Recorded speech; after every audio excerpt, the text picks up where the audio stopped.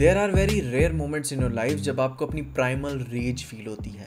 आप वापस से उस आदि मानव की तरह बिहेव करने लगते हो कि man angry good no feelings. जहाँ पे भाई वो दरवाज़ा ना ही खोले तो बहुत ही अच्छा होगा। पर अपने one of the greatest fictions की एक कॉमनैलिटी होती है जिसमें ये बात मानी जाती है कि a man is literally too angry to die, जो कि भाई मॉडर्न पॉप कल्चर के एनिमल जैसी मूवीज़ और एनीमे में बहुत ही फॉलो होता आ रहा है। यहाँ किसी को दोष देने की भी ज़रूरत नहीं है और ना ही लजाने की ज़रूरत है। ये एक लेजिटिमेट बायोलॉजिकल इंस्टिंक्ट है जिसकी सभ्य समाज में विस्तार में व्याख्या करना लोग पसंद नहीं करते क्योंकि जजमेंट अच्छा नहीं आता। और अभी के तौर पे काफ़ी समय के बाद वो प्राइमल रेज की एक झलक मुझे चियन विक्रम की तंगलन फिल्म में देखने को मिली। अपनी ये कहानी 1850 कॉमन एरा की है जहाँ पे भाई वैपुर गाँव के मुखिया तंगलन अपनी पत्नी गंगम्मा और बच्चों के साथ रहता है। उसकी इज्जत गाँव में बहुत है लेकिन बाकी लोग जमींदार के खेत में मजदूर और गुलाम बनने को मजबूर हैं। एक रात तंगलन अपने बच्चों को एक कहानी सुनाता है आरती के बारे में, जो कि एक देवी नुमा जादूगरनी थी और अपनी जमीन को सुरक्षित रखती थी। तंगलन का परिवार कभी सोना निकालता था उसके पूर्वज, और एक राजा ने जब उससे मदद मांगी तो भाई आरती ने उस राजा को रोकने के लिए उससे जंग लड़ी और अपने जादू का भी इस्तेमाल किया। जहां काफी बाद में तंगलन के परिवार को भाई जमींदार ने भाई कर्ज में दबा दिया, जिसकी वजह से उन्हें अपनी ही जमीन के अंदर गुलाम बन के काम करना पड़ा।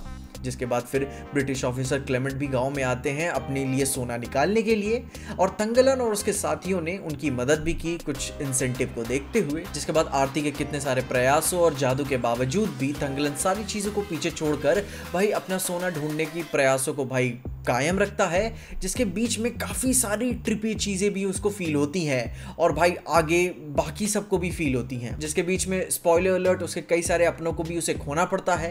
एंड आखिर में तंगलन और आरती का जब हमें पुराना रिश्ता समझ में आता है तो आरती उन्हें सोना निकालने की इजाज़त देती है और होपफुली गाँव के और कबीले वासों की सबकी ज़िंदगी भाई बदली होगी। जहाँ भाई फिल्म के एंड में आते हुए थोड़ा सा मिक्स बैग फील होता है। ये one of the greatest Indian cinema बनने की पूरी कुवत रखती थी, पर अभी के लिए ये बस एक अच्छी फिल्म ही कहलाएगी। लेकिन जिस चीज़ के ऊपर मैं बात करना चाहता हूँ वो है primal instinct of a man who is fighting for nothing. यह बखूबी हो सकता है कि आप उस किरदार के साथ कुछ और चीजें घर लेकर गए हो, but every time I see Chiyaan Vikram on screen in his most unattractive pathetic character, वो भी अपने मैनली रेज में जब आते हैं, he has a different smile on his face, जैसे वो इसे एंजॉय कर रहे हों। क्योंकि एक क्लियर पर्पस तो है उनके पास, उन्हें अपनी फैमिली को गुलामी से मुक्त करना है, पैसे लाने हैं, अपनी कम्युनिटी की मदद भी करनी है और अपनी बीवी से सेक्स पाने के लिए मेहनत भी करनी है। पर जब वो लड़ रहे होते हैं उनकी आंखें कुछ और ही बोलती हैं, कि जैसे कि वो चीख के कह रही हों कि you have no fucking idea कि मैं किस हद तक गुजर जाऊंगा। ये लेयर मुझे तंगलन के किरदार में बहुत ही पसंद आया।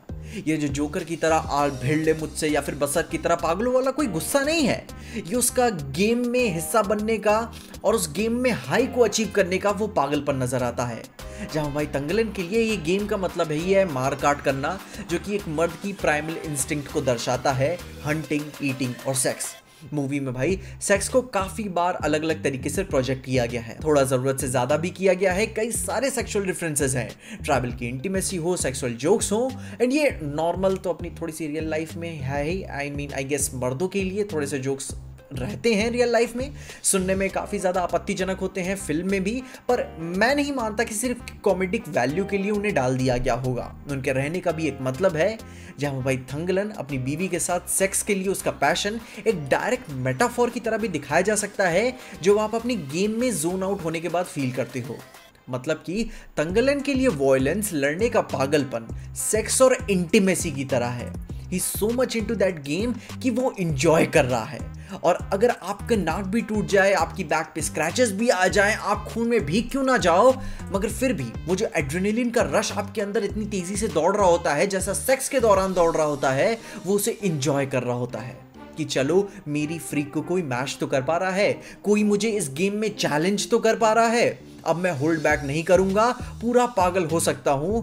जहां पे भाई मुझे मेरी जिम्मेदारियों की भी परवाह नहीं है, मुझे मरने की भी परवाह नहीं है। यहां तक कि लड़ाई होने के बाद मुझे नहीं लगता कि सोना मिलना उसके लिए पीक सैटिस्फैक्शन होगी, क्योंकि उस लड़ाई के दौरान में जो इमोशंस, जो ग्रिन जैसी स्माइल, जो आंखें उसकी चीख के बातें कहती हैं, वो केओस की एंजॉयमेंट उसके लिए एक्चुअली में सोने से भी ज्यादा बढ़ के हैं। वो उसे कंप्लीट करती हैं। एंड इन सब बातों के सपोर्ट करते हुए मूवी में डायलॉग भी है कि मुझे मरने का कोई परवाह नहीं है, मैं लड़ने के लिए तैयार हूँ, जो कि भाई बताता भी है कि भाई वो केओस को एम्ब्रेस तो कर रहा है बट साथ ही साथ वो इसे बहुत ही ज्यादा एंजॉय कर रहा है, जिसको मूवी में काफी सारे सेक्सुअल रेफरेंसेस के साथ ऐड ऑन करके दिखाना पसंद कर रही है कि तंगलन के लिए वो हाई एक्चुअली में क्या मायने रखता है। अब भाई फॉर श्योर तंगलन अपनी एक अलग समय की कहानी है जहां मार्जिन ऑफ एरर का मतलब है डेथ, और परफॉर्मेंस वाइज भी पूरी कास्ट ने कमाल का काम किया हुआ है। इवन भाई अपने डैनियल एज लॉर्ड क्लेमेंट, उनका भी कैरेक्टर बहुत कमाल का है। वो कोई क्लीशे अंग्रेज जैसे नहीं है जैसे कि RRR और बाकी सारी भाई मूवीज में हमें देखने को मिलता है, जिसके साथ साथ भाई बाकी सारी कास्ट और परफॉर्मेंस वाइज भी मूवी ने किल किया हुआ है। जिसके बाद मूवी वहीं पे काफी ज्यादा हल्की तब हो जाती है जब ये शुरू से भाई तो ग्रे होना शुरू किए हुए थे, पर एंड में आते आते इन्होंने एक साइड चूज कर ली और पूरी चीजें एक्सप्लेन करने लगे कि एक्चुअली में था क्या। एंड भाई वो एंड का रिवील भी पर्सनल लेवल पे मुझे बहुत ज़्यादा पसंद नहीं आया, क्योंकि एक सुपरनैचुरल फैंटास्टिकल मिस्ट्री बनी रहनी चाहिए थी जैसे कि देवों को लेकर बनी रहती है। आपको नहीं पता होता, इसीलिए आपके दिलों में काफ़ी ज़्यादा इज्जत होती है उनके लिए। पर फिर भी इतने सारे कमाल की बातों के साथ साथ क्रिटिसिज्म्स के साथ साथ भी it's not your average Indian movie. Indian क्या, it's not your average even Tamil movie. मेरे लिए फिल्म एक बहुत ही स्पेशल सी जगह होल्ड करके रखेगी, जिसको परफॉर्मेंस वाइज मैं कभी नहीं भूलने वाला।